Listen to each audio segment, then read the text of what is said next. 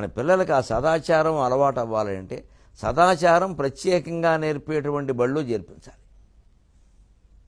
వేరే ఎక్కడైనా ప్రైవేటు పాఠశాలలో సదాచారం అనే ప్రణాళిక ఉందో లేదో నాకు తెలియదు, కానీ హిందూ ధర్మాన్ని అభిమానించేటువంటి భారతీయ సంస్కృతి అభివృద్ధి కోసం కృషి చేస్తున్న సరస్వతీ విద్యాపీఠం పాఠశాలలో సదాచారం ప్రత్యేకం ఒక ప్రణాళిక, ఒక సబ్జెక్టు.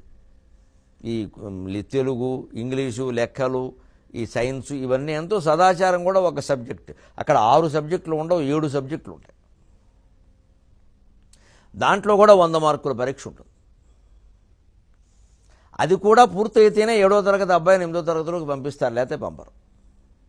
అంత పద్ధతిగా ఉంటాయి సరస్వతీ విద్యాపీఠం శిశు మందిరాలు. అటువంటి చోట చేర్పిస్తే తక్కువ ఫీజులు. వాళ్ళు ఇంగ్లీష్ మాధ్యమం కూడా చెబుతున్నారు ఈ మధ్య, వాళ్ళు మారారు, మరి తప్పదండి అని. తప్పు కానివ్వండి, పర్వాలేదు. భాష ఏదైతే భావం ముఖ్యం, భగవంతుడు ముఖ్యం. ముందు కనీసం భవిష్యత్ తరమైనా బాగుండాలంటే తల్లిదండ్రులు చాలామంది ఆలోచించి అటువంటి పాఠశాలలో చేర్పించాలి, వాటిని ప్రోత్సహించాలి. అక్కడి ర్యాంకుల వ్యామోహాలు, ఒత్తిళ్లు ఇవన్నీ ఉండవు. ప్రవర్తన గురించిన విషయాలే ఎక్కువ ఉంటాయి. అక్కడ ఉపాధ్యాయులందరినీ మాతాజీ అంటారు, ఉపాధ్యాయులందరినీ ఆచార్యజీ అంటారు. అసలు వెంటనే అక్కడ పాఠం చెప్పేవాడిని తల్లిగా భావించడం అలవాటైపోయింది, పిలుపులోనే ఉంది అది.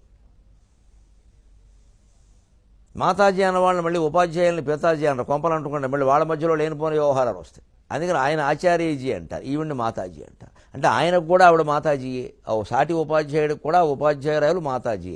స్త్రీని మొత్తం ఎవరినైనా సరే మీరు తల్లిగా చూడండి నేర్పిస్తున్నారు, మాటలో భాషలో నేర్పిస్తున్నారు.